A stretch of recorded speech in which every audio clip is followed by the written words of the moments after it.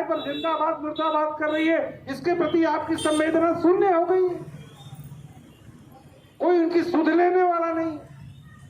आप तो मंत्री हो, संवेदनशील मंत्री हो, पर्यावरण के प्रति जागरूक मंत्री हो,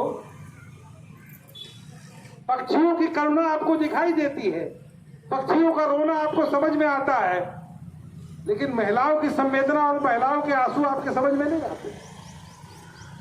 मेरे आपका कहना क्या है? मेरा केवल एक ही कहना है जो सारा देश कहता, मेरा अपना कोई कहना नहीं है। मैं कोई आंगनबाड़ी कार्यकर्ता तो हूं नहीं और कोई राजनेता भी नहीं हूं। मेरा तो केवल एक कहना है कि हमारी जो बहनें हैं उनके लिए आपने केवल 6 काम बनाए, केवल 6 काम केंद्र सरकार की ओर से। और आप जाके प्रदेशों में देख लो, आज हमारी बहनें 6 नहीं, 16 नहीं, 26 काम भी करने के लिए वो मजबूर रहती है। राज्य सरकारों का जो नया काम आता है वो सब नए काम हमारी आंगनबाड़ी बहनों को दे दिया जाता है। 6 काम की जगह 26 काम, और पैसा केवल केंद्र सरकार का। ये दोहरी नीति नहीं चलेगी। रेवेन्यू डिपार्टमेंट का काम हो, आंगनबाड़ी की बहनें करेंगी।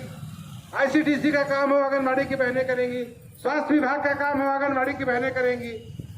जो भी मंत्रालय में एक नया काम आता है, पशु की गणना आंगनबाड़ी करेंगी, मानव की गणना आंगनबाड़ी करेंगी, बुनियादी आंगनबाड़ी करेंगी, शौचालय स्वच्छ आंगनबाड़ी रहेगी, मलेरिया नहीं फैले, सब आंगनबाड़ी। माने जूता सिलाई से चंडी पाठ सारा काम आंगनबाड़ी की बहनें करेंगी। चपरासी से लेकर के क्लास 1 अफसर तक के सारा काम आंगनबाड़ी की बहनें करेंगी। लेकिन जब मानधन देना होगा तो मानधन के लिए हम सामाजिक कार्यकर्ता हैं। आप सामाजिक कार्यकर्ता हो, हम आपका मानधन दे सकते, वेतन नहीं दे सकते। मैंने कहा माननीय मंत्री महोदया, अगर मेरी उन्होंने सदन पर इस विषय को बोला कि ये जो आंगनबाड़ी की बहनें जो वेतन की मांग करती हैं, इनको वेतन नहीं मिल सकता, ये सुप्रीम कोर्ट ने कह दिया है कि वेतन नहीं मिलेगा क्योंकि ये समाज सेवक हैं। मैंने तुरंत जवाब दिया कि मेरी बहन मेनका गांधी जी, अगर ये समाज सेवक हैं तो राजनेता होने के नाते आप इनसे बड़ी समाज सेवक हो। आप अपने सदन में, लोकसभा में हाथ उठाकर जिस दिन वेतन मांगना बंद कर दोगी, वेतन बढ़ोतरी की बात बंद कर दोगी, मेरी आंगनबाड़ी की बहनें मानधन मांगना भी बंद कर देंगे। मैं कभी कह सकता हूँ, लेकिन पहले आप अपना वेतन बढ़ोतरी के लिए हाथ उठाकर वेतन मांगना बंद तो करो। आपका वेतन हर 2 साल में बढ़ जाता है, सांसदों का वेतन हर 3 साल में बढ़ जाता है। बहनों, अभी सरकार ने, केंद्र सरकार ने एक नई योजना लागू की है, उसको कहते हैं नई शिक्षा प्रणाली, न्यू एजुकेशन पॉलिसी। हमारी मांग बदल गई। अब हमने कहा अब 18,000 मांगने की बजाय दूसरा मांगेंगे। क्या है, आने वाले दिनों में जो आपका आंगनबाड़ी का केंद्र है वो प्री प्राइमरी स्कूल लिखा जाएगा, उस पर प्री प्राइमरी स्कूल लिखा जाएगा। मैंने दोनों मंत्री से बात किया, शिक्षा मंत्री से भी बात मेरी हुई। मान्यवर धर्मेंद्र प्रधान मेरे अच्छे मित्र हैं, तालचर से वो काम करते हैं, मेरे साथ उन्होंने काम किया कोयला खदान में। हम दोनों कोयला खदान के एक साथ नेतृत्व करते रहे, इसलिए मेरे अच्छे मित्र हैं। रेणुका बहन मेरी धर्म की बहन है, रक्षाबंधन के दिन रोज राखी बांधने आती है। उंगली पकड़कर राजनीति करना सिखाया, कोई दो राय नहीं।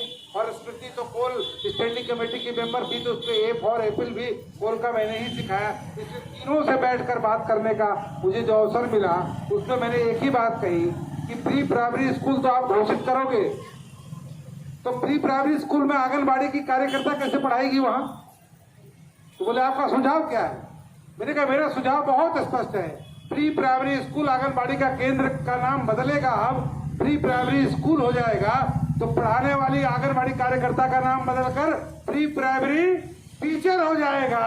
प्री प्राइमरी टीचर होना चाहिए और सहायिका का नाम प्री प्राइमरी असिस्टेंट टीचर होना चाहिए।